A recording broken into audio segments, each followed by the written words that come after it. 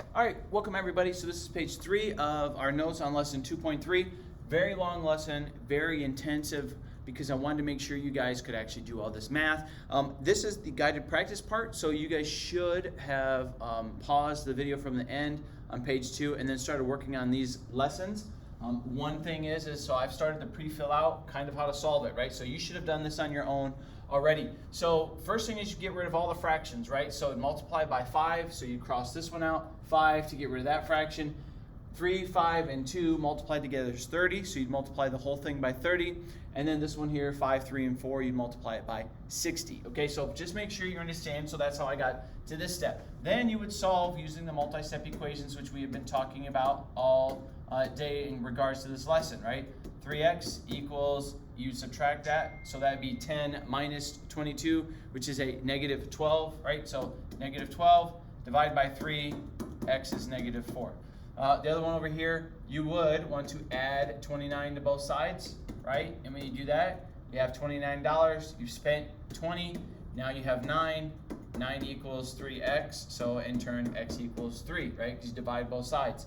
I'm skipping steps because you guys should know all this stuff by now. And sorry, as we go through, I'm having text come through. All right, plus 12 on this. Plus 12. All right, do this. It's negative 20u equals 27. Divide both sides by a negative 20. So you end up with u equals 27 over 20. And then make sure you put the little negative sign. Oh, that was horrible.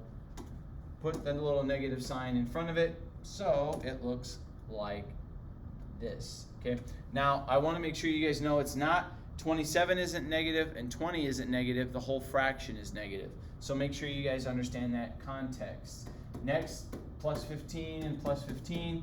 Okay, so this is going to come out to be a really weird answer. Negative 20x. Divide both sides by negative 20. So you'd end up with x equals negative 3 over 20. Just like that. Okay. Make sure as you guys are going through this, you understand in Alex, it's going to want to ask you to put it in as a fraction. So please make sure you guys do that. All right. Now we need to start writing and solving multi-step equations, okay? So the big key thing here is understanding that multi-step equation has the form of ax plus b equals c. It makes it so that you guys understand you're looking for 3 parts, right? An a with an x, a b, which would be associated with the ax, and then a c, which is usually a total or some type of equal sign, right? So on the other side of the equal sign. So Lena purchased a prepaid card for 25 bucks, all right? On this, so we know if she purchased something and she spent 25, that is going to be the C, right? Because you guys need to be able to distinguish that's the total that she is charged, okay? So she makes long distance calls that cost 18 cents a minute. So we're going to know she's 18 cents a minute. So that's another key thing to remember. 18 cents, and it would be represented as a decimal. It's a minute, so every time she calls, it charges, right? So there's my AX value. Lena used her card only once to make a long distance call. If the remaining call credit is $18.88, how many minutes did her call last? Okay, so what we need to do is we're going to have 2 sides equal each other, kind of like we've been talking about. Here's the key. If this is my total, and this is how much it costs on this side, we know we got to put in $18.88 right here. How would you make this equal to this? Add it together, right? So this is where I got to make sure you guys understand, okay, how to build an equation. It's going to be very important this year that you guys can build this thing. All right, so this is how you build it. Now we solve it, right? Building is always the most difficult for a lot of you guys in here.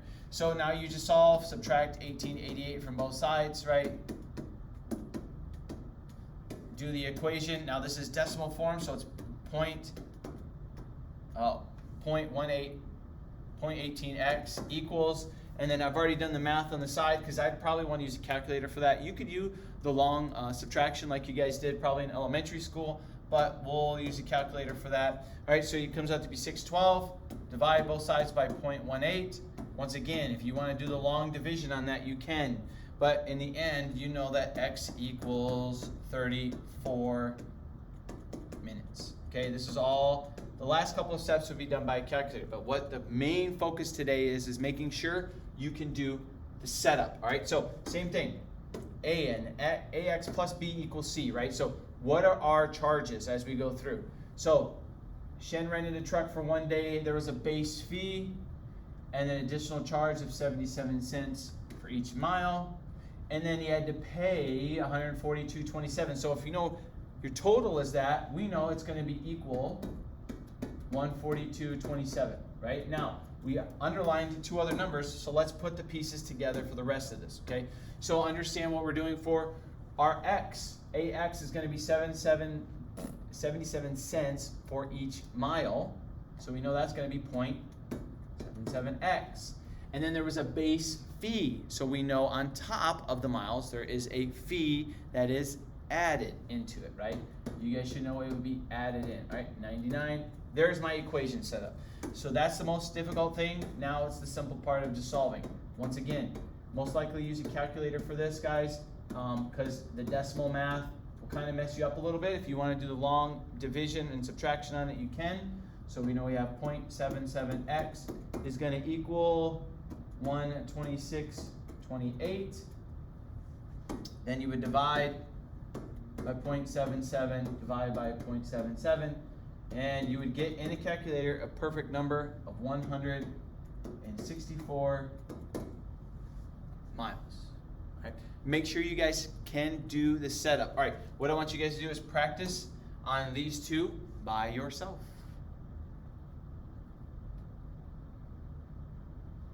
All right, hopefully you pause the video. Remember, what we're shooting for is in the term of AX plus B. Remember, going for AX plus B equals C, right? The different terms, and make sure you guys can put the pieces in there. All right, so let's go through this.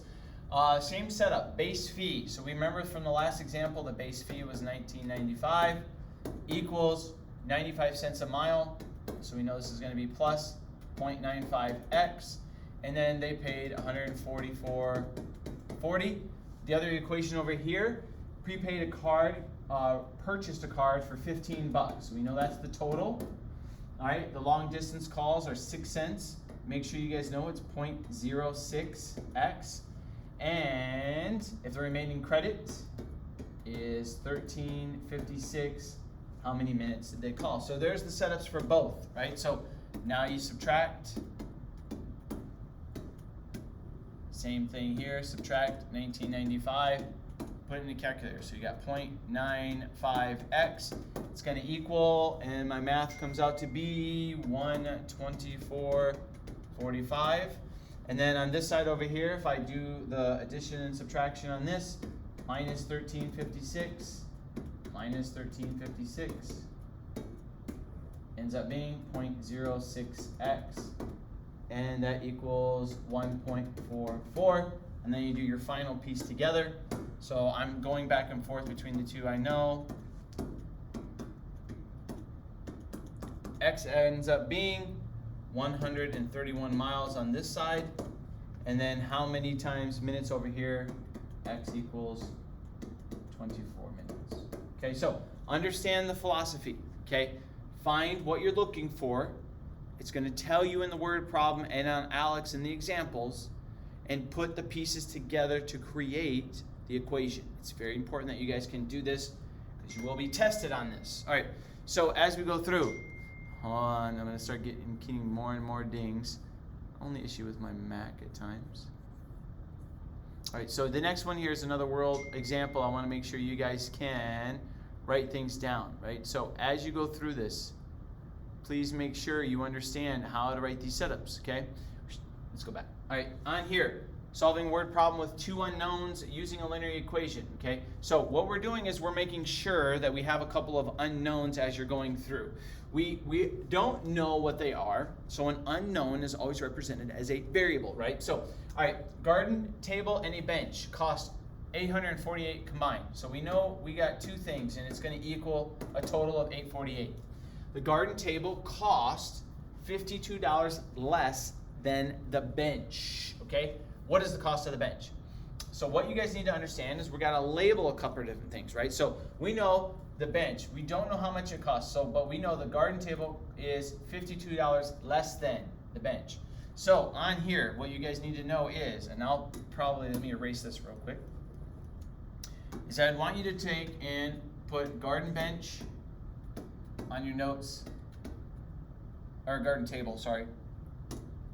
Garden table. And then give me a little bit of space and put bench. All right, so what you're trying to figure out is, what is my equation and how to put the pieces together, right? So we know the garden table costs $52 less than the bench. Okay, do we know what the bench cost is? The answer is what? No. So the bench is going to be the variable x. Now we have to figure out, okay, if something is less than, if you guys remember when we dealt back and I made you rewrite a bunch of different phrases and sayings, the reason is because of this, okay? Now, $52 less than the bench. Well, if the bench is x, then that means the garden table is $52 less than. Remember, this is the only one where you had to write it like that. So, we have one part, we have the other, and we know the total cost, right? So now what you got to do is put it all together in the equation. So, this is what I mean. Our garden table is x minus 52.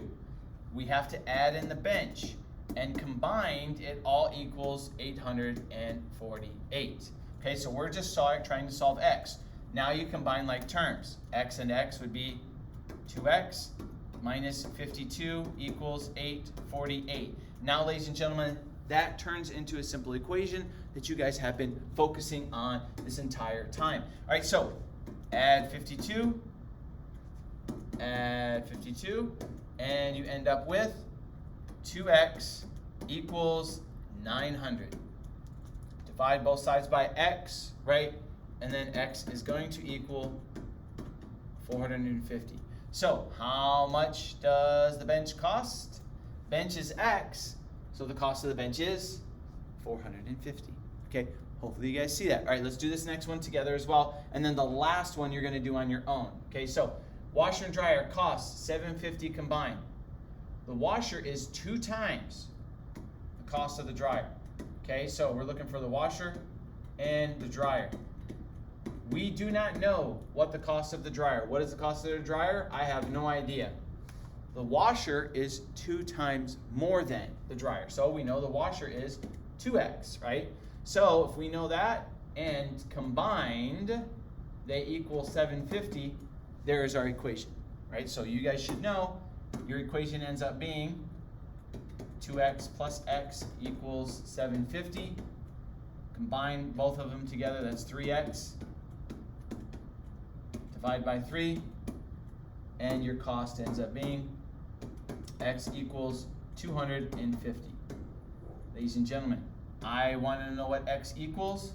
X equals 250. The dryer is $250. Okay, hopefully that makes sense. It's a simple setup, but you guys got to make sure you can do this setup. All right, last one, do it on your own. All right, make sure you identify the parts, right? So we have adult and students. So I'm going to go A, tickets, and I'm going to go S, tickets. All right, so we know adult and student. I could have put adult and student, but all right, there are 51 more student tickets sold than adult tickets. All right, how many adult tickets were sold? We have no idea how many are sold, but we know the students, there were 51 more than, right? So we know this is going to be x plus 51, and then the total together is going to be 751. There's our equation, right? So no, we would have x, and then it's plus x and 51 equals 751. So when we talked to you guys earlier in this year about making sure you put all the pieces down, you break things into sections, and then you understand how to process this. This is what we're talking about, okay? Making sure you guys can actually do the setups and the small steps to succeed. All right, subtract 51, you get 2x equals 700. Divide that by 2, and x is going to equal 350. Simple setup. Just make sure you guys can actually do this part. All right, so and then if you want to, if anybody ever asks, well, how many student tickets did it sell? Then you just add the 51 and then you get your answer of 401, right? All right, last little piece here is talking about consecutive integers. Now, this is a phrase that's going to come out to you. And I want to make sure you guys understand this aspect of just what consecutive integers are, okay? So, say a consecutive integer is an example here, 0, 1, 2, 3, 4, 5, 6, right? Okay, it's simple if I say, give me 3 consecutive integers that would equal a certain dollar amount. That's what we're going to focus on. What we're focusing on is making sure you know it would be, that's one term. And then you would want to add the next term. Then you would want to add the next term.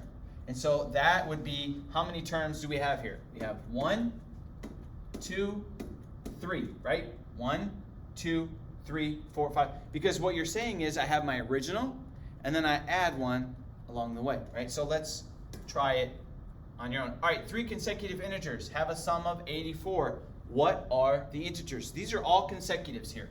All right, so consecutive integer, here's my first one, right? We don't know the number. It just stands as an n. The next number would be the original, right? The original number plus 1. And then, so say, for example, if I wanted to say, all right, I have 3. What's the next number? 4. All right, how do you get to 4? You add 1, right? It'd be 3 plus 1 is 4. So the next one here, we're going to add one other number. So it would be an n again. So you take your original number, and I'd want to add 2. So say, for example, if my first number is 3. All right, if I add 1, 3 plus 1 is 4. If I add 2, 3 plus 2 is 5. Okay, hopefully you guys get that set up. But the total here is 84. You have an equation, combine like terms, and go. All right, so how many n's do I got? 1, 2, 3. 3n, and then I have a term here, 2 and 1. b plus 3 equals 84. Just like that, right? Now you put the pieces together, subtract 3 from both sides. You get 3n equals 81. So ladies and gentlemen, you divide both sides by 3, and you end up with the answer of n equals 27. Now, I want to know what the 3 consecutive terms are, right? So if I were to go back in here and I put little brackets around it like this, all right, the first term is 27. My next term is 27 plus 1, which is 28. And then my next term is 27 plus 2, which is 29. If I add all 3 of those up, ladies and gentlemen, I would get 84. All right, let's do it again. 3 consecutive terms. So it's going to be, again, my first one plus my second one plus my third one equals 48. All right, same setup. So it would be 3n plus 3 equals 48. Hopefully you guys can see a trend. The second equation is actually going to be the same when we're talking about 3 consecutive integers. Subtract 3. It would have 3n equals 45. Then, ladies and gentlemen, you divide both sides by 3, and you'd end up with n equals 15. Then the next one, of course, would be plus 1 plus 2. There are your 3 terms. Pause the video, do that last one. All right, same thing, but I'm going to do a shortcut because we know it's 3n plus 3 equals 75. So knowing what we've already done a couple of times, subtract 3, and it'd be 3n equals 72. Divide by 3, and you'd end up with n equals 24, 25, 26. Ladies and gentlemen, hopefully you guys understand how to do this little short exercise, but it's very important that you guys can understand, if we ask you that question, how to solve it. So that's it for the very long lesson of 2.3. 2.4 is just as long, guys. I'm throwing a lot of information at you, so please make sure you take good, diligent notes and you understand, and if you have questions, you contact me or your teacher. In the meantime, guys, do the homework on Alex, study up, and I know you'll do great.